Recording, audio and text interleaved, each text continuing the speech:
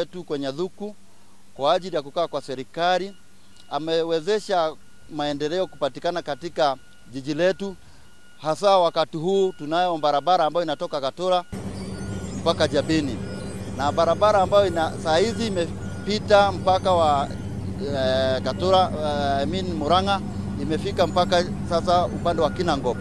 Tunamrudishia shukrani kwa ajili ya kukaa kwa serikali. Tumeweza kupata maendeleo ambayo sasa itakuwa manufaa kwa mwananchi wa Kinangop. Tumeweza kupata, tunaweza kwa mfano kama vile sisi uwekezaji wetu wa mambo ya kibiashara ni uuzaji wa ng'ombe, mambo na viazi, mboga. Tutakuwa na urahisi wa kuuza vitu vyetu katika upande wa Murang'a.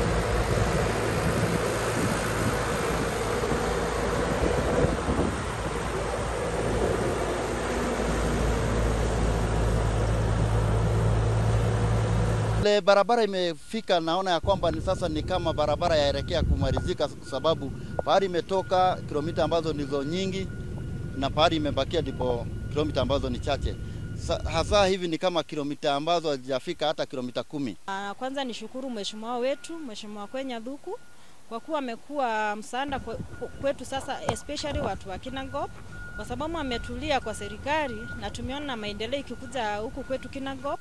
Barabara zinajengwa na si ati barabara zenye tunasomanga kwa vitabu, ni barabara zenye tuko na evident nazo, kama hii ya kutoka Kinyona kuelekea Jabini. Tumeona imejengwa na sasa imepita mpaka wa Murang'a na Kinangop.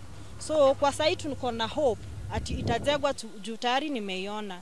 Na hii barabara iko na manufaa sana kwa wakazi wa Jabini na especially Kinangop. Juu imefungua mambo ya biashara, mambo ya connection, yani mambo ya usafiri, yani imefungua karibu kila kitu. Juu ametuletea barabara kutoka pale mashinani, kwanza ile ya kwa haraka uingie hapa Kinamba, Rwanyambo, alafu ingine ya Sasumwa Kinangop. Haitakuwa imefungiwa kama ndani, ati maendeleo yetu imekuwa katikati. Sasa itatoka hata kaunti zingine kama kaunti ya Nakuru, Murang'a. Juu hata hii barabara ya Murang'a kutoka Murang'a kuingia Jabini, sasa hiyo itafungua sana.